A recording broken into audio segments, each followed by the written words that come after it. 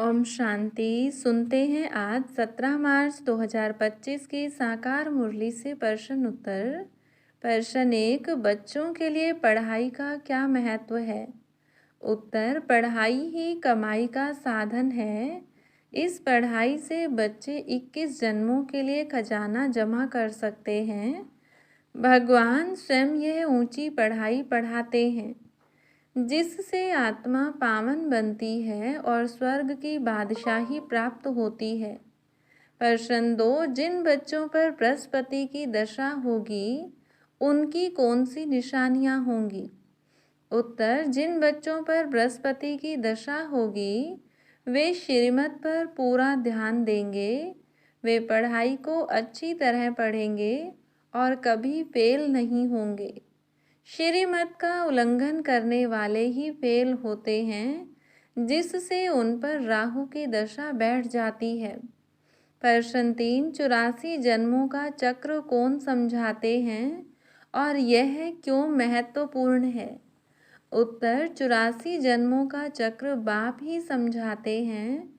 यह महत्वपूर्ण इसलिए है क्योंकि इससे आत्मा को अपनी पूरी यात्रा का ज्ञान होता है और यह समझ आता है कि आत्मा कभी खत्म नहीं होती बल्कि समय अनुसार पुनर्जन्म लेती रहती है। प्रश्न 4, शुद्ध कर्म करने के लिए बच्चों को क्या ध्यान रखना चाहिए? उत्तर, बच्चों को हमेशा शुद्ध कर्म करने चाहिए और कोई भी विकर्म नहीं करना चाहिए। यदि कोई आंतरिक बीमारी या कमजोरी है तो उसे छिपाना नहीं चाहिए बल्कि सर्जन से राय लेकर उसका समाधान करना चाहिए। प्रश्न 5, संग दोष से कैसे बचा जा सकता है और यह क्यों आवश्यक है? उत्तर, संग दोष बहुत खराब होता है इसलिए अपनी पूरी संभाल करनी चाहिए। अच्छे संग में रहकर पढ़ाई पर पूरा ध्यान देना चाहिए। संग दोष से बचकर ही आत्मा पवित्र बन सकती है और स्वर्ग का अधिकारी बन सकती है। प्रश्न 6, बच्चों को अपने जीवन में क्या अभ्यास करना चाहिए? उत्तर, बच्चों को अभ्यास करना चाहिए कि इस पुरानी दुनिया को देखते हुए भी उनका बुद्धि योग बाप माना परमात्मा और नई दुनिया की ओर लगा रहे, साथ ही कर्मेंद्रियों से कोई विकर्म न हो और सदा शुद्ध कर्म करें। प्रश्न 7, सत्यता की सही परख क्या है? उत्तर, सत्यता की परख यह है कि संकल्प, बोल, कर्म, संबंध और संपर्क में दिव्यता की अनुभूति हो। सिर्फ सच बोलना पर्याप्त नहीं है बल्कि उसमें दिव्यता भी होनी चाहिए जिससे दूसरे को भी सत्य की अनुभूति हो। प्रश्न 8, देवताओं को डबल सिरताज क्यों कहा जाता है?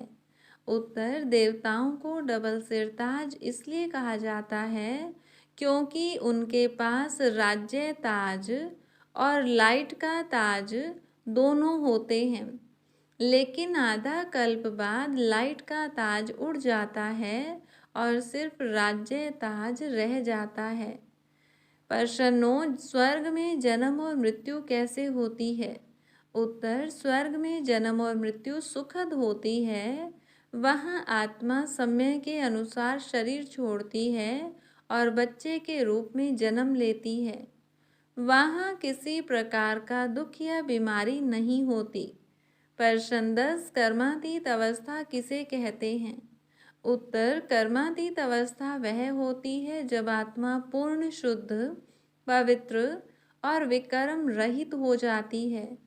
जब यह अवस्था प्राप्त होती है तब ही संगम युग पूरा होता है और फिर सतयुग की स्थापना होती है। प्रश्न 11, बच्चों की परीक्षा कैसे होती है? उत्तर, बच्चे जब संग दोष में आते हैं, श्रीमत का पालन नहीं करते या पढ़ाई में बहाने बनाते हैं, तब वे परीक्षा में फेल हो जाते हैं। इससे उन पर राहु की दशा आ जाती है।